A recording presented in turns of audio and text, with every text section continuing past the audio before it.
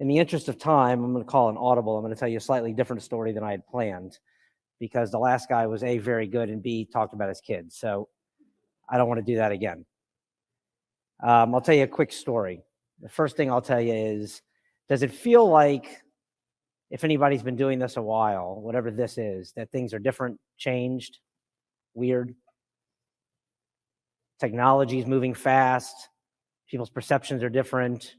Some people are wearing masks, some people aren't, right? Dogs and cats living together, right? It's a little weird. All right, well, I'm here to tell you that while all of that is true, that is a tactical thing. It's a small thing. The patterns that govern us haven't changed for thousands of years. Every presentation is going to talk about things like who, what, when, where, why, and how. And there's a reason, because that's all there is. Who, what, when, where, why, and how. Who, what, when, where, why, and how. Over and over and over again. The way we articulate it and the way you use it varies depending on the industry you're in. It depends on the medium you're using. It depends if you're marketing, revenue, sales, whatever it is. But those are the same questions over and over again, the same questions we've been asking ourselves since we could ask questions. Does that make sense? Okay. So I'm going to give you a very marketing-oriented story really quickly. It's a story about these two people. And it's an interactive story, because I'm going to need you to answer some questions along the way. So you've got this guy and you've got this girl, and they work in a building not dissimilar to this with an elevator. And not every day, but more days than not, they ride in the elevator up together. She gets off on one floor and he gets off on another. Every day. Well, let's call him John. John is smitten with her. He has come to think this could be the one. He's never even talked to her, but in his mind, in his theater of the mind, he's concocted this idea that I have got to ask her out, but he can't quite get the courage up to do it. And they're riding up and down the elevator over and over again. And he decides eventually to talk about the weather and do some other things. He breaks the ice. They end up every so often having a conversation. Finally, after 6 months, they find themselves in the elevator. And for the first time, he realizes it's the first time they've been in the elevator, just the two of them. He's like, I got to take advantage of this. I got to do this. She's going to get off on floor 6. I have 5 floors to get this done. So he asks, hey, listen, we've never really formally introduced, but I see you all the time. Would you be interested in grabbing a cup of coffee one morning or one afternoon downstairs in the cafe? Okay. Show of hands. This isn't a heavy question. It's a very light question. She says yes or no? Yes? Fair chance? Safe in the building. The cafe's in the building. It's safe. I've seen him for 6 months. I'm not asking, does she marry him? I didn't say, do they go home together? Do they go out drinking? They go down to the cafe for 20 minutes for coffee. Is there a fair chance she says yes? Okay. Yeah, relax. I'm not asking anything. I know we're in a high political pressure situation here in general, but I'm just asking, does she go down to get a cup of coffee in the cafe? If the answer is no, we got other problems. The end of the species might be what we should be talking about. Okay.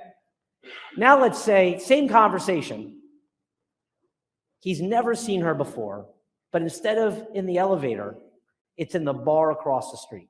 He's never seen her before, walks up to her, same two people, walks up to her and says, would you want to grab a drink with me sometime? That's the first thing he says to her. Would you say his chances are better or worse? Why? Same two people.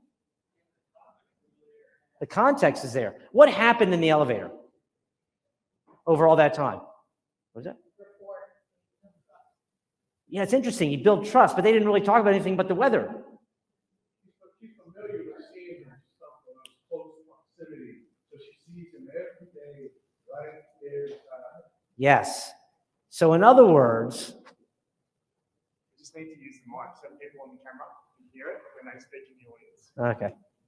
So you can just repeat what he said. Familiarity. Yeah. They built familiarity over time. He said it, not me. Yeah. So bottom line is something everybody in marketing probably knows, but I tend to forget. It's not that complicated. It's really not. Over time, just being in close proximity to one another, you don't have to share an enormous amount of thoughts or personal situations or even interpersonal conversations. Just the ability to be in front of the right person over time builds familiarity, and familiarity is the cornerstone of trust. You cannot have trust in someone you're not familiar with, and the reverse is also true. So last thing before I hand back off to Annemarie, who talks about the very first step in that is the who. Who are we trying to build trust with? Who are we talking to? I'm going to ask you to just write down the end of this sentence in any way that you want. Ready? I saw paper and pens out there. All right, just fill this in. Never talk to. How would you finish that sentence? Never talk to. Never talk to Republicans. Not trying to Never take a talk to political job. salespeople. Why don't we never talk to anyone? Live in a bubble. End of the Probably the past species. couple of years, true. It's become true. Who wrote down strangers? Yeah, interesting, right? Yeah. So let's just fast forward. You're trying to open a business. You're trying to talk to people, whether they go on Google and Google air conditioning repair near me or whatever it is they're looking for. What shows up? A list of what? On Google. Come on. You just said the word. Let's go. Strangers. It's a list of strangers. And subconsciously, your brain is freaking out. So you start making decisions based on what? Load speed? The decision's already made. You're a dead man walking. If they don't know who you are before they get there, you are a dead man walking. You're in a some sort of commoditized, crazy, chaotic race to the bottom. So how do you do it? Familiarity. And who do you do it to? I hand back off to Annemarie, who's going to talk to you about the first one of the who, what, when, where, why, the who, which she calls. So we're going to run through the 5 steps really quickly, and we're going to get to the who. And I heard this talked about before with the ideal customer profile, right? But here are the 5 steps so you know what we're getting into here. Audience is your first step. Using data, I think that's the big differentiator out in the world today. It's what a lot of people are seeking, right? To be able to inform what they're doing. Creative, that message that you're putting out. Engagement on the back end. How do we look and see who's engaged? And then the last part is measurement. How do we know what we've done with our video marketing has worked? So Josh is talking about the who. And it begins with your audience. Again, that ideal customer profile. You want to know who you want to target. That information is up to your unique brand. It could also be up to what other verticals you have internally. Who are you trying to go after with which product? It's that go-to-market strategy. I did take some notes from the last presentation too, so that's why I have my note cards here, because it kind of can weave in with some of this as well. So beyond who's your audience, like where are they located? Are you doing something that's for the entire country? Are you doing something that's just Atlanta-based? Are you doing something that's just in Forsyth County? You have to know where they're located as well. That's part of knowing your audience. And also, how are you currently reaching them in the market? What funnels are you using to reach that audience right now? So if you haven't done video before, this is really the place that you want to start. So let me ask you, how many people have utilized a video strategy before? Okay, great. So maybe about a third of the room. So for some of you, you may have already gone through this process. Others, this might be brand new. So we're going to continue to walk through and make sure those who have done it, are you walking through in the same way? The next part is following your audience with data. Again, this is that big differentiator on how you figure out how to target people. What are their patterns? What are their habits? This doesn't like to play well. How many are using either first-party or third-party data to try and figure this out? Fantastic. How many people are like, what are first and third-party data. I mean, don't be scared. Honestly, safe space, because that's why you're here to learn. Do people know what first party is? Okay. People know what third party is. First party is using your own customer data to try and figure things out, things that you own. In the space that I'm in, it's viewership trends across all screens. We've got a bunch of different ways that we measure this, but a lot of it is our own proprietary data that we use, okay? So that is your own data that you're using. Third party is like using someone else to help you, another company like Google Analytics. Who's used Google Analytics and their strategies? That's a third party. Unless you work for Google, then that's your first party. So you want to utilize those to help you figure out customer behavior. I know this is a love of Josh's. He talks about the consumer track, how people get from being in market to getting to the point where they're going to buy from you. And this is one way you can do it, is through the data. The viewership trends, like I talked about, if we're talking video, that means people are watching it, right? And then the local trends, what's happening in the market. We need to know what's going on in an industry, like your industry. You know, what's going on in the lives of people that you're trying to target through your video, so you can speak to that.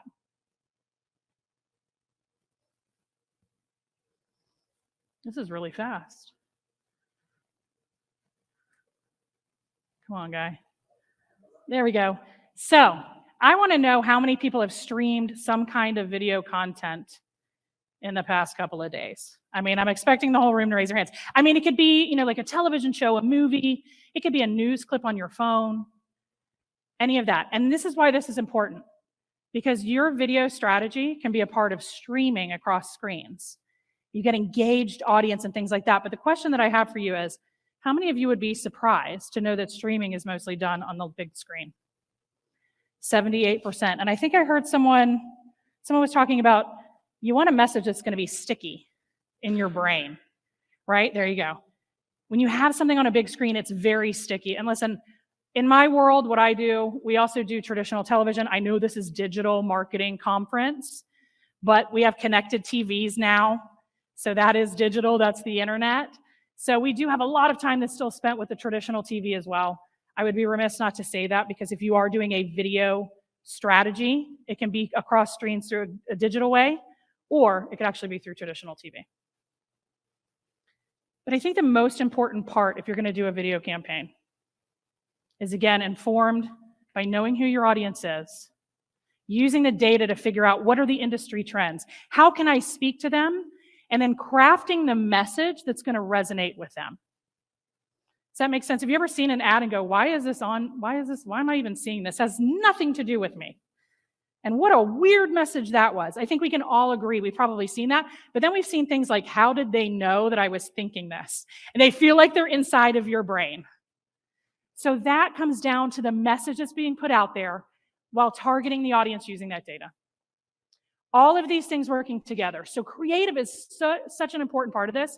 And you have to make sure that you know exactly who you're targeting to make sure that message is going to resonate. So it's got to be that impactful type of creative. What are you putting in your video? I highly suggest using experts who know how to do that. I can't tell you how many people I've worked with over time that are like, hey, my nephew does some video stuff. Maybe I should do this. Like, well, maybe. Okay, somebody's nodding over here. It's like, yeah, maybe they're not the experts in the space. Yes, exactly. I got somebody else shaking their head in the back. Nope, don't do that. And you want to make sure it's curated not just for the audience, but that goal for your business. What are you trying to achieve? What are your KPIs for your business, right? Key performance indicators.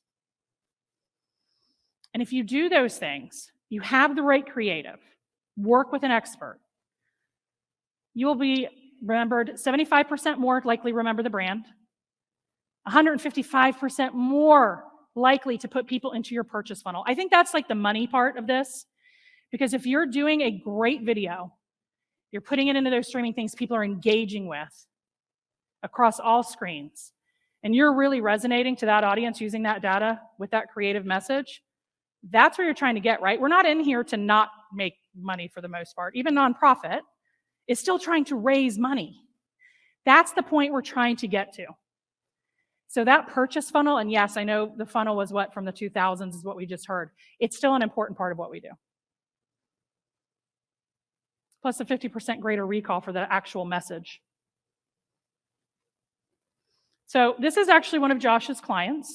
Do you want to introduce this, Josh, or you want me to take it? You're on a roll. All right. So listen, who's heard of Shark Week? All right. We know Shark Week. Who's heard of Discovery Network? Okay, we know that. So we've got a great brand with some great content here. And Josh has a client in the Atlanta area, Shoemate. And what they did is they said, you know what? We're doing our campaign and we want to strengthen it with another strong brand. But we need to make sure it's still going to be curated to our audience and make sure that we get our message out there about who we are and what we do. Because if I said Shoemate, you may or may not know who they are because you may or may not be a homeowner that's in the market for heating and air or plumbing. And so we may not have targeted you. But let me go ahead and play this video so you can see how we integrated. Oh, is there sound?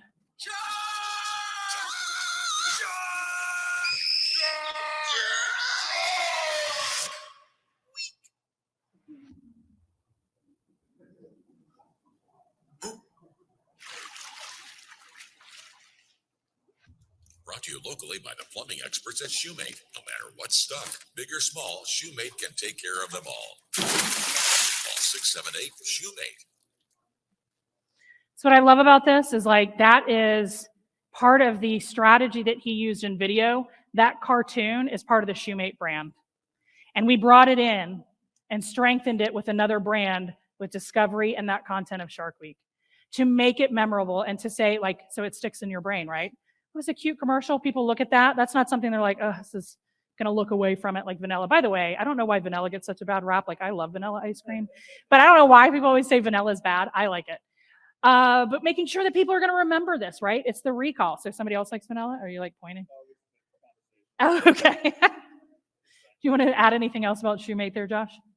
I know we're going to have something at the end of it. Okay. So step 4 is the engagement. All right, so we've done all of this. We've made sure that we have wonderful creative. It's speaking to the audience that we've already pinpointed. We're using the data about what's happening out in the market. How do we know what's happening with the engagement? So when you use multi-screen advertising for your video campaign, and I'm talking about when you are doing other things out there, you want to use video to help amplify the other things that you already have going. You may have a Facebook page. You may do static advertising, banner ads, and other places. There's probably about 1 million ways that you could be doing your marketing and advertising. When you add video across screens, it actually helps with the visual attention 1.8 times what it would have been without that. So video can stand on its own, but when you add it in, it's strengthening whatever you're doing. So I want you to look at everything you're doing and making sure, like Shoemate, the message is going to resonate across everything that you do.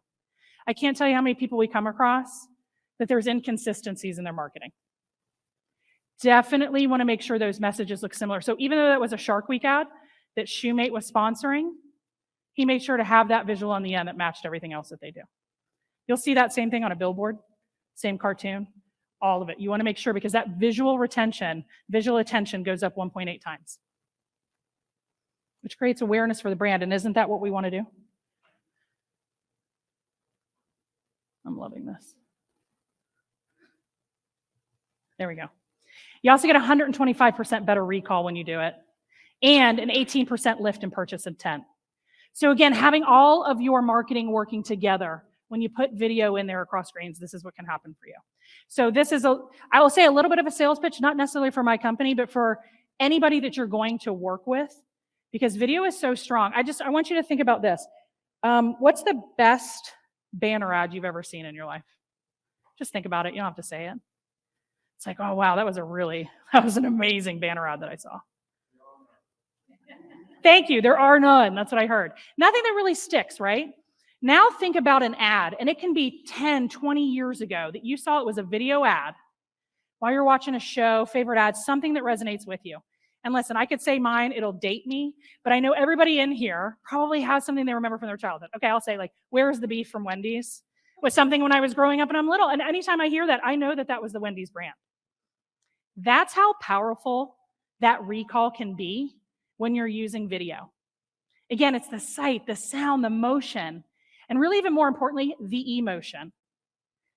So if you're going to do a video ad, you also want to look and say, am I looking to just do branding?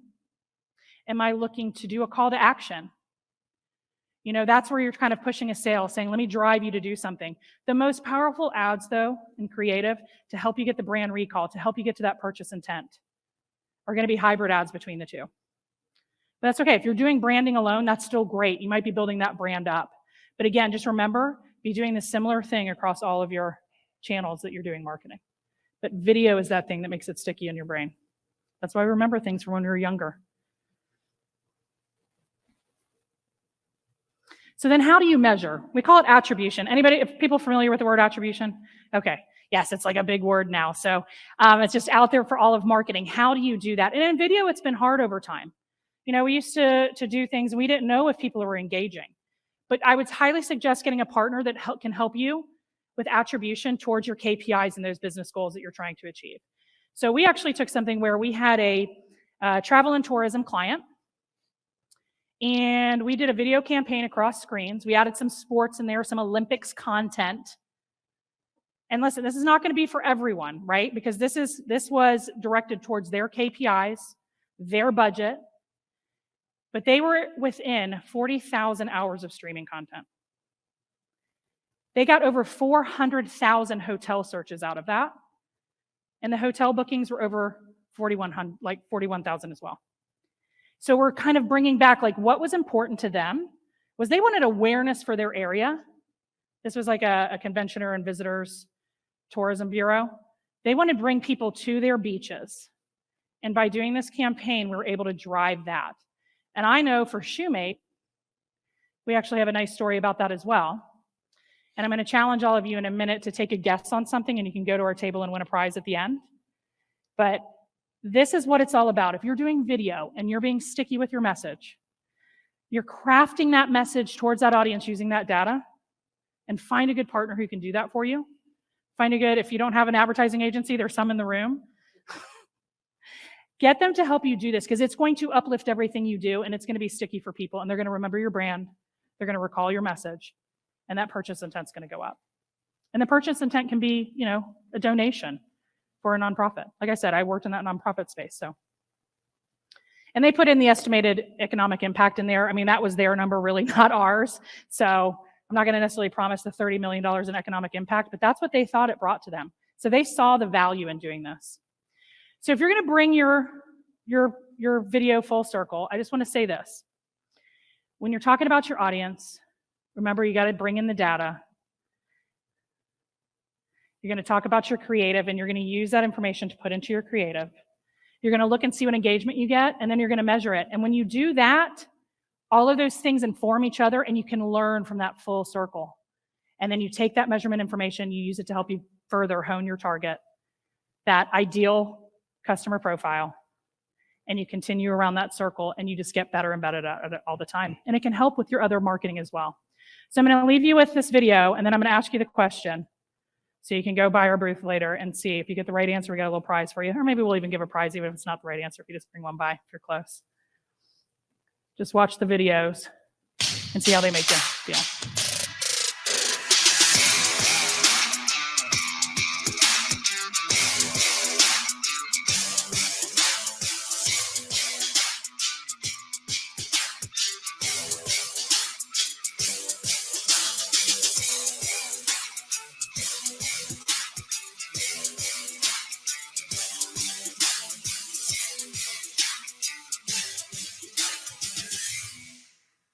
Okay, so that was our pitch.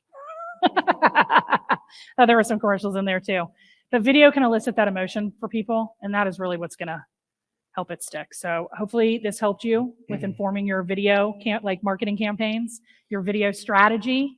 And I'm going to ask you, all right, for Shoemate, when they did their video campaign with us, what % revenue lift do you think that elicited over how many month campaign was it? I think it was 12-month campaign. I just want you to write it down, and I want you to go take it to our effective table, and if you're close. So it's the revenue lift that they saw after doing the marketing campaign with video. And that's it. So Close it out. I'll give you 60 seconds, because that's what I've got, of stuff. So I'm a client. Don't work for Effectv. Not that I don't love Effectv, formerly known as Comcast, formerly known as Comcast Spotlight, formerly something else. They're very, very good at what they do. So I'm going to leave you with some stuff to make you good at what you do, for what it's worth. Best practices. Anybody ever heard the term best practices? What does that mean?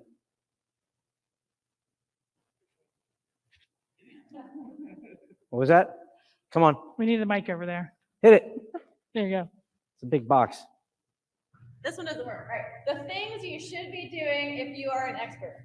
The things you should be doing if you are an expert. Yes. I'll repeat it for you. So the things you should be doing if you are an expert in financials or manufacturing processes or operations. So by definition, best practices are the things that have been figured out that we should all do to make things run more effectively and more efficiently. By the time they're best practices, it means that everybody should be doing them or is doing them. That is the opposite of marketing. Marketing is the opportunity and the challenge of standing out, to be unique and different. Does that make sense? So number one, do things that are different. Number two, and I'll end it on this. My dad always taught me how to punch, because that's the kind of guy that he was. You would never punch somebody like this, would you? What would happen? You'd break your fingers. How do you punch? So we chose at Shoemate to do one thing. We chose video. And we chose to do it through TV and streaming. We could have chosen to do a lot of things that would have worked. I'm media agnostic. I personally believe I can make most things work. Some are better than others, but as the expert, I can make a sword or an axe work. Does that make sense? Whatever you pick that you think is the most effective, hit it hard. I see a lot of companies, we'll do a little bit of this, and we'll do that, and we'll check our KPIs. Your KPIs are going to suck. Hit it hard. Don't do 5 push-ups and 5 sit-ups. Do 10 push-ups. That make sense? I'm a huge fan of video advertising when you do video advertising correctly. That's it. Thank Peace you. out.